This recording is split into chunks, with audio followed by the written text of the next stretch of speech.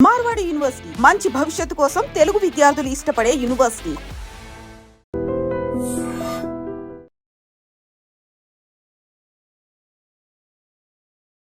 అయితే ఖచ్చితంగా మన లైఫ్‌లో ఫుడ్ ఎంత ఇంపార్టెంటో, స్లీప్ ఎంత ఇంపార్టెంటో, ఫిజికల్ యాక్టివిటీ కూడా అంతే ఇంపార్టెంట్ అని అంటుంటారు కదా! దాంట్లో భాగంగా తీసుకుంటే వాకింగ్ విషయానికొస్తే ఫుడ్ తిన్న తర్వాత వెంటనే వాకింగ్ చేయాలి ఒక 10 నిమిషాలైనా అని కొంతమంది చెప్తుంటారు. తినగానే అస్సలు వాకింగ్ చేయకూడదు, కాసేపు ఆగి వాకింగ్ చేయాలి అని చెప్పి కొంతమంది చెప్తుంటారు.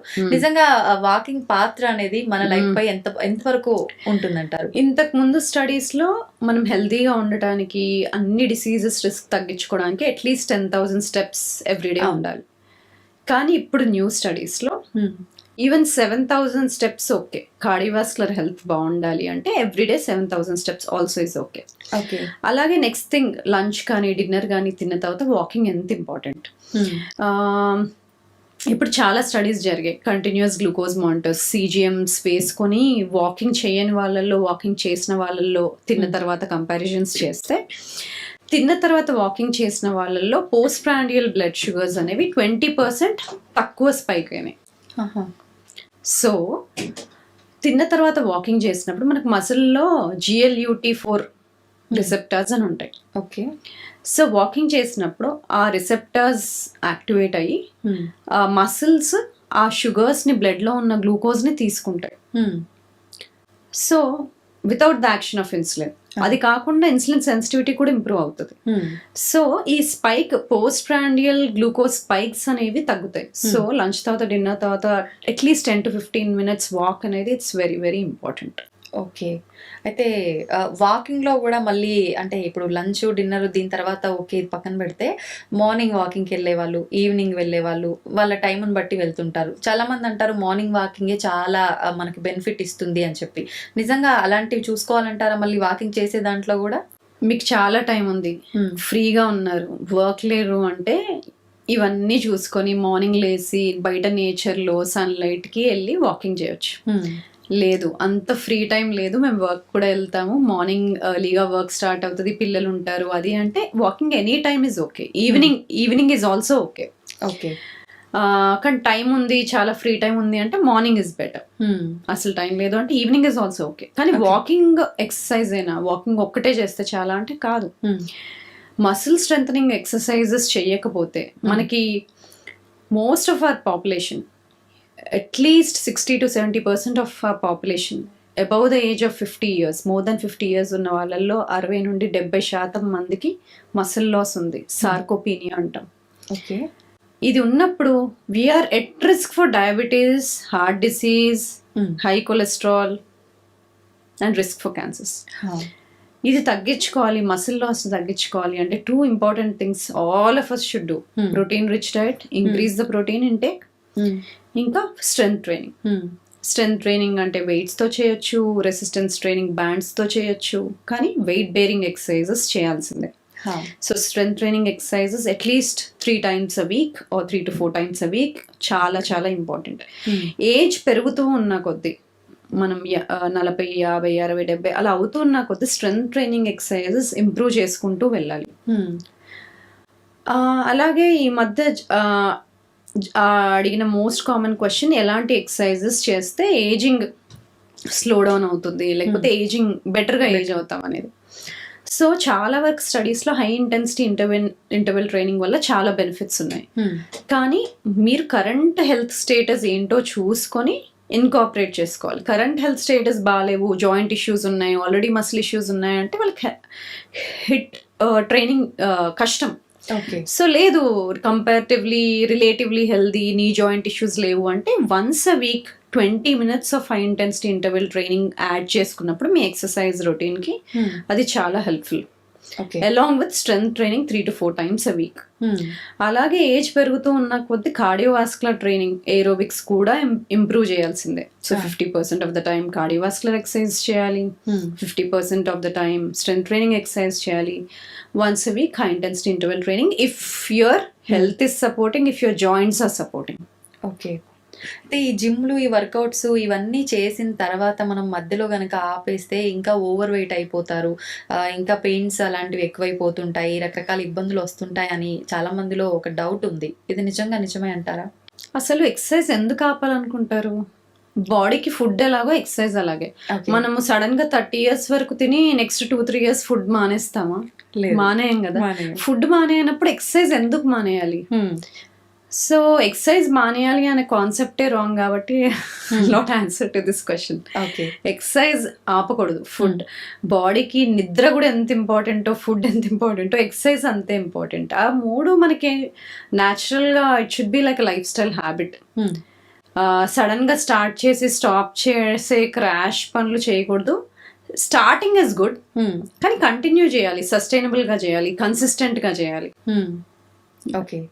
అయితే ఈ మధ్యకాలంలో చాలా మంది డయాబెటీస్తో బాధపడుతున్నారు. చిన్న చిన్న పిల్లల్లో కూడా చూస్తున్నాము. అయితే రీసెంట్గా నేను కూడా ఒక పాపకు, ఒక 3 years 4 years పాపకు కూడా డయాబెటీస్ ఉందని చెప్పి విన్నాను. అసలు నిజంగా ఇంత చిన్న ఏజ్లో వస్తున్నాయి అంటే ఇది జెనెటిక్స్ ప్రాబ్లంగా తీసుకోవచ్చా, లేకపోతే అంటే బేబీ పొట్టలో ఉన్నప్పుడు మదర్ తీసుకునే ఫుడ్ ఏమన్నా ప్రభావితం చేస్తుందా? ఇంకొక విషయం, చాలా యాడ్స్ చూస్తున్నాం ఈ మధ్యకాలంలో.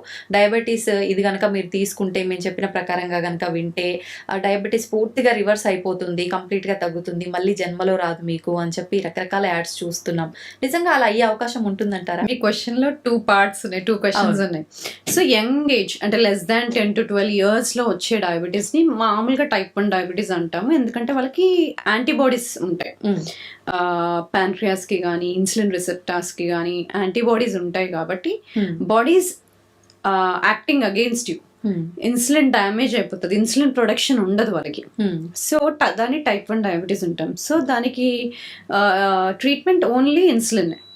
ఇది పక్కన పెడితే, సో ఇది రకరకాల కారణాల వల్ల అవ్వచ్చు. మోస్ట్లీ దానికి ఒక జెనెటిక్ కాంపనెంట్ ఉంటుంది, కానీ ఏవైనా వైరల్ ఇన్ఫెక్షన్స్ వచ్చినప్పుడు కానీ అలా ట్రిగర్ అయ్యే ఛాన్స్ ఉంటుంది. ఓకే.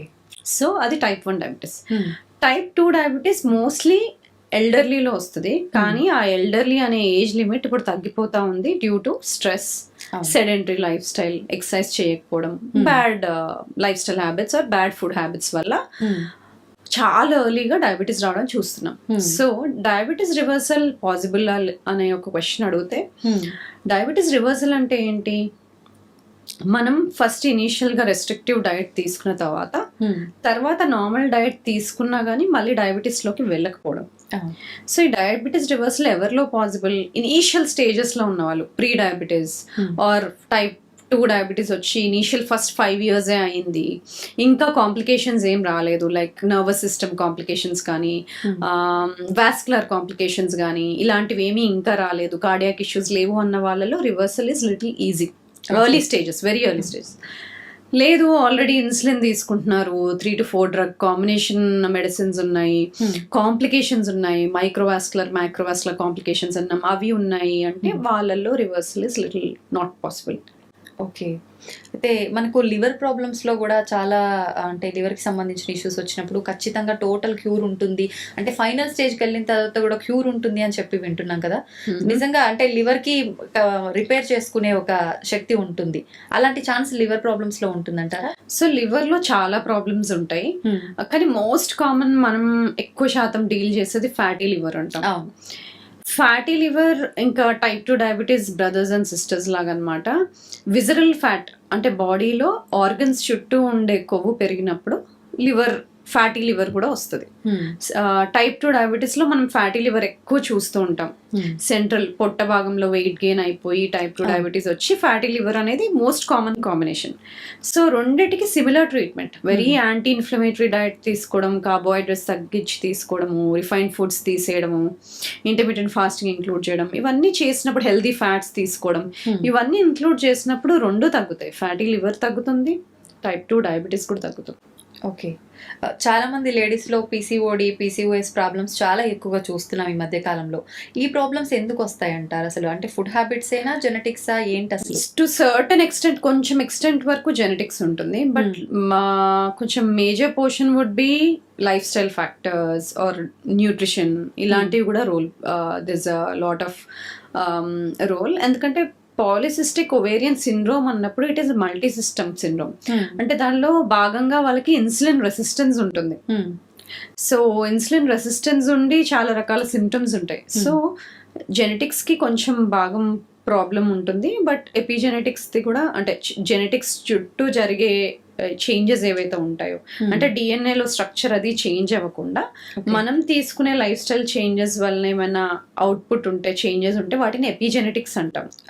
మనం ఇంతకుముందు అప్పటి నుండి డిస్కస్ చేసిన మార్పులు ఏవైతే ఉన్నాయో వాటిని ఎపిజెనెటిక్ చేంజెస్ అంటాం, లైఫ్ స్టైల్ చేంజెస్ అంటాం.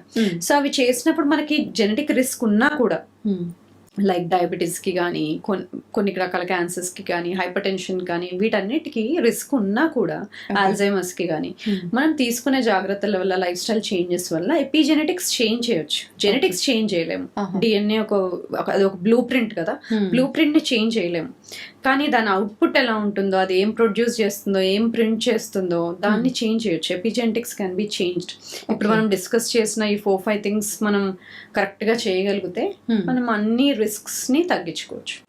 బాడీ డీటాక్స్ అంటారు. అయితే ఈ బాడీ డీటాక్స్ అంటే ఏంటి? ఈ మధ్య కాలంలో చాలా మంది వాటర్లో డైరెక్ట్గా జ్యూసెస్ పిండడం కాకుండా ముక్కలుగా కట్ చేసేసి ఇది డీటాక్స్ వాటర్ అని చెప్పి ప్రిపేర్ చేస్తున్నారు. నిజంగా ఇది వర్కౌట్ అవుతుందంటారా? అసలు ఎందుకు డీటాక్స్ చేయాలి? డీటాక్స్ ఉట్టి లివరే చేస్తుందని అందరు అనుకుంటారు, కానీ డీటాక్స్ అనేవి 5 ఆర్గన్స్ చేస్తాయి. Liver, lungs, kidneys, digestive system and sweat glands. Okay, ఇవన్నీ కూడా డీటాక్స్ చేస్తాయి. సో మనకి కాన్స్టిపేషన్ ఉండకపోవడం ఇంపార్టెంట్, యూరిన్ అవుట్పుట్ బాగుండడం ఇంపార్టెంట్, ఈజీఎఫ్ఆర్ అంటాం కిడ్నీ ఫంక్షన్ అసెస్ చేయడానికి, అది మోర్ దాన్ 90 ఉండడం ఇంపార్టెంట్. మనం బ్రీదింగ్ ఇష్యూస్ లేకపోవడం ఇంపార్టెంట్. పీపుల్ బ్రీదింగ్ ఇష్యూస్ ఉన్న వాళ్ళు దే డోంట్ లంగ్ డీటాక్స్ సరిగ్గా ఉండదు. అలాగే లివర్, అలాగే డైజెస్టివ్ సిస్టమ్. సో ఎక్కువ శాతం డీటాక్స్కి రెమెడీస్, డీటాక్స్కి చిట్కాలు అన్నప్పుడు యూజువల్గా లివర్ని టార్గెట్ చేసి కానీ, లేకపోతే డైజెస్టివ్ సిస్టమ్ని టార్గెట్ చేసి కానీ, లేకపోతే కిడ్నీస్ని టార్గెట్ చేసి కానీ క్రియేట్ చేస్తూ ఉంటారు. కానీ ఏదేమైనప్పటికీ మన health, liver health, lung health, kidney health, మన lymphatic system drainage or digestive health, ఇవన్నీ బాగుండాలంటే బేసికలీ మనం ఇంక్లూడ్ చేసుకోవాల్సింది anti inflammatory foods. Okay, anti inflammatory foods అంటే ఒక 10 ఫుడ్ గ్రూప్స్లో ఉంటాయి. ఒకటి fibre rich whole grains like millets, quinoa, fibre rich, ఇవి యాంటీ ఇన్ఫ్లమేటరీ. అలాగే healthy fats, omega 3 rich foods, flax seeds, chia seeds, వీటిలో ఒమేగా 3s ఎక్కువ ఉంటాయి. అలాగే ఫిష్ కూడా. ఇవి కాకుండా పాలిఫెనాల్ రిచ్ వెజిటబుల్స్, ఇంతకుముందుగా అనుకున్నాం కదా, రకరకాల కూరగాయలు. అలాగే low GI fruits like berries, papaya, guava, ఇలాంటివి. ఇది కాకుండా హనీలో కూడా యాంటీ ఆక్సిడెంట్స్ ఎక్కువ ఉంటాయి. సో మోతాదుగా తీసుకోవాలి హనీ కూడా. సో ఇది కాకుండా లెగ్యూమ్స్, పప్పులు, రకరకాల పప్పులు, చోలే, శనగలు, అలాగే బొబ్బర్లు అంటాం కదా, ఇలాంటివన్నీ కూడా. అలాగే బ్లాక్ దాల్, వీటిల్లో కూడా యాంటీ ఆక్సిడెంట్స్ ఎక్కువ ఉంటాయి ఆర్ యాంటీ ఇన్ఫ్లమేటరీ. ఇది కాకుండా ఇండియన్ స్పైసెస్ మనం వాడుకుంటాం కదా, ఇండియన్ స్పైసెస్ పోపుకు వాడేవన్నీ, అవన్నీ మంచివి. అలాగే herbs and green leafy vegetables కూడాను. వెజిటబుల్స్లో ఎక్కువ క్రూసిఫెరస్ వెజిటబుల్స్ అంటాం. ఇంతకుముందు మనం అనుకున్నాం కదా, cabbage, cauliflower, Brussels sprouts, broccoli, ఇవి. వీటితో పాటు బీట్రూట్, స్వీట్ పొటాటో, ఇవి. ఫ్రూట్స్లో pomegranate on the top, number 1. ఎందుకంటే పొమోగ్రనేట్కి ఒక స్పెషల్ ఎఫెక్ట్ ఉంది. ఏంటది? పొమోగ్రనేట్లో ఉండే ఇంగ్రీడియంట్స్ ని యూజ్ చేసుకొని గట్ మైక్రోబయోమ్, అంటే గుడ్ హెల్దీ గట్ బ్యాక్టీరియా ఉంటాయి కదా, అది యూజ్ చేసుకొని యూరోలిథిన్ ఏ అని ప్రొడ్యూస్ చేస్తుంది గట్లో. ఓకే, ఆ యూరోలిథిన్ ఏ మనకి హెల్త్కి చాలా బెనిఫిషియల్. అంటే ఇంతకుముందు మనం ఏజింగ్లో మెకానిజమ్స్ మాట్లాడుకున్నాం కదా, ఏజ్ అయ్యేటప్పుడు ఏవేవి తగ్గుతూ వస్తాయో వాటిని ఇంప్రూవ్ చేస్తూ వెళ్తాయి. ఓకే, సో అలాగా హెల్దీ గట్ మైక్రోబయోమ్ ఉన్నప్పుడు మనం పొమోగ్రనేట్ యూజ్ చేసుకున్నప్పుడు ఇలాంటి మంచి హెల్దీ మెటబోలైట్స్ ప్రొడ్యూస్ అవుతాయి. సో అది. సో ఇవి కాకుండా మనం కొత్తిమీర, పుదీనా, ఇవన్నీ వాడతాం కదా, గ్రీన్ లీఫీ వెజిటబుల్స్తో పాటు ఇవి కూడా. ఓకే, అండ్ జింజర్, టర్మరిక్, పసుపు, అల్లం, వెల్లుల్లి, ఇవన్నీ. సో ఈ లిస్ట్ ఆఫ్ ఫుడ్స్ అన్నీ యాంటీ ఇన్ఫ్లమేటరీ ఫుడ్స్. సో ఇవి తీసుకొని మిగతా తగ్గించేసినప్పుడు బాడీ ఆటోమేటిక్గా it will support all health systems, అన్ని సిస్టమ్స్ని హెల్దీగా ఉంచుతుంది. ఇమ్యూనిటీ బిల్డ్ అవుతుంది, ఇన్సులిన్ సెన్సిటివిటీ ఇంప్రూవ్ అవుతుంది, మెటబాలిక్ హెల్త్ ఇంప్రూవ్ అవుతుంది, రిస్క్ ఫర్ డయాబెటీస్ తగ్గుతుంది, బాడీ డీటాక్స్ అవుతుంది న్యాచురల్గా. అంటే గుడ్ హెల్దీ ఫుడ్స్ ఇచ్చినప్పుడు బాడీ సపోర్ట్ అవుతుంది. సో ఇవన్నీ తీసుకున్నప్పుడు దీన్ని యాంటీ ఇన్ఫ్లమేటరీ ఫుడ్స్ అంటాం. అలాగే దీనివల్ల ఏమవుతుందంటే మనం పొల్యూటెంట్స్కి కానీ ఎన్వైరన్మెంటల్ టాక్సిన్స్కి కానీ హెవీ మెటల్స్కి కానీ హెర్బిసైడ్స్ ఫంగిసైడ్స్ ఇవి ఎక్స్పోజ్ అయినప్పుడు బాడీ ఎక్కువ వాటిని డీటాక్సిఫై చేయగలుగుతుంది ఇలాంటి యాంటీ ఇన్ఫ్లమేటరీ ఫుడ్స్ తీసుకున్నప్పుడు. ఓకే, అంటే దేనికైనా ఫైట్ చేసే ఒక శక్తి అనేది వస్తుంది ఆటోమేటిక్ గా ఫుడ్ ద్వారా. మళ్ళీ మనకి ప్రత్యేకించి జాగ్రత్తలు అవసరం లేదు, ఇంకా ఇలా ఇది ఫాలో అవుతాయి. ఓకే, ఇప్పుడు ఇవన్నీ తినకపోవడము, డైట్లు అని చెప్పి డైట్లు చేయడము, లేదా అని అంటే మొత్తానికి స్కిప్ చేసి వర్క్ పైన ఫోకస్ పెట్టడము, వీటి వల్లే ఇవన్నీ వస్తున్నాయి. డైట్ అనే వర్డ్ ఎంత ఓవర్ యూజ్ అయిపోయింది అంటే, ఇలా హెల్దీగా తింటే నువ్వు డైట్ లో ఉన్నావా అని అడుగుతారు. అవును, కానీ అది హెల్దీగా బ్యాలెన్స్డ్ ఫుడ్ తినడం కదా, దానికి డైట్ అనే పేరు ఎందుకు ఉండాలి అనేది నాకు క్వశ్చన్. సో డైట్ లో ఉండడం అనేది కాదు, అది healthy life style, part of your life. ఇలా హెల్దీగా బ్యాలెన్స్డ్ గా తినడము అనేది, then body will take care. Repair mechanisms బాగుంటాయి, ఇన్ఫ్లమేషన్ ఉండదు, స్ట్రెస్ ని బెటర్ గా హ్యాండిల్ చేయగలుగుతాం ఇలాంటి ఫుడ్స్ తీసుకున్నప్పుడు. బాడీ రిలాక్స్డ్ గా ఉంటుంది, మూడ్ బాగుంటుంది, సో ఇమ్యూనిటీ బాగుంటుంది. All the healthy benefits of anti inflammatory foods. అయితే అందరికీ మనం డైట్ అనేది కరెక్ట్ గా ఉంటే హెల్దీగా ఉంటాము, హ్యాపీగా ఉంటామని తెలిసినా అందరూ ఫాలో అవ్వరు. ఎవరో ఒకరు ఇద్దరు ఫాలో అయ్యేసరికి వాళ్ళు డైట్ చేస్తున్నారు ఆ పదం యూజ్ చేస్తారు జనరల్ గా. అయితే మనం స్టార్టింగ్ లోనే మాట్లాడుకున్నట్టు మీరు స్ట్రెస్ అని చెప్పి, ఫుడ్ అని చెప్పి, వర్కౌట్, న్యూట్రిషన్ చెప్పారు, స్లీప్ కూడా అన్నారు. అయితే మనం అన్నిటి గురించి డిస్కస్ చేసాం. స్లీప్ నిజంగా ఇది చాలా ఇంపార్టెంట్ అని అనిపిస్తుంది ప్రతి ఒక్కరికి కూడా. కానీ పడుకుందామన్నా నిద్ర రాలేదు అని చెప్పి కొంతమంది, లేదు ఏదో ఒక పని మీద స్కిప్ చేయడము. చాలా మందికి ఇప్పుడు నైట్ షిఫ్ట్స్ ఉండటం వల్ల అలా డిలే అవ్వటము, డేలో పడుకోవడము, నైట్ అంతా మెలుకుతూ ఉండడము, రకరకాలుగా స్లీప్ డిస్టర్బెన్సెస్ చూస్తున్నాం. నిజంగా ఎవరికి ఎన్ని గంటలు అవసరము, కరెక్ట్ స్లీప్ అనేది ఏ టైం నుంచి ఏ టైం వరకు, వాటి గురించి. స్లీప్ చీకటిగా ఉన్నప్పుడు పడుకోవడమే బెటర్. అంటే మనం ఎన్నో ఇయర్స్ నుండి హ్యూమన్ బాడీస్ అలాగే ట్రైన్ అయ్యాయి, సన్సెట్ తర్వాతే పడుకోవాలి. సో దాంట్లో దర్ ఇస్ నో క్వశ్చన్. ఇంకా వర్క్ ఉంది కదా, నేను నైట్ వర్క్ చేస్తాను పడుకోలేను అంటే దాంతో హెల్త్ ఇష్యూస్ వస్తాయి. బట్ ఐడియల్లీ సన్సెట్ తర్వాతే పడుకోవాలి. So 7 to 9 hours is ideal time. అయితే స్లీప్ లో మనకి 4 to 5 సైకిల్స్ కంప్లీట్ చేస్తాం అనమాట. ఈచ్ సైకిల్ 90 minutes ఉంటుంది. ఆ సైకిల్ లో 2 stages ఉంటాయి, 2 cycles ఉంటాయి. NREM, REM అంట. NREM లో మళ్ళీ స్టేజ్ 1, స్టేజ్ 2, స్టేజ్ 3. స్టేజ్ 1 అంటే అప్పుడే నిద్రలోకి వెళ్తూ ఉంటాము, కానీ ఈజీగా లెగగలుగుతాం, కానీ బ్రెయిన్ వేవ్స్ స్లో డౌన్ అవుతూ ఉంటాయి. Next stage 2. స్టేజ్ 2కి వెళ్ళినాక బాడీ టెంపరేచర్, కోర్ టెంపరేచర్ అంటాం కదా, అది తగ్గుతుంది, రెస్టింగ్ హార్ట్ రేట్ తగ్గుతుంది. సో ఆ టైంలో మనకి hormones, insulin, like growth hormone అంటాము, అవి యాక్టివేట్ అవుతాయి. Okay. Next stage 3 is deep sleep. Deep sleep లో hormone regulation, immune system, cell repair, ఇవన్నీ ఇంపార్టెంట్ థింగ్స్ అన్ని డీప్ స్లీప్ స్టేజ్ 3 లో అవుతాయి.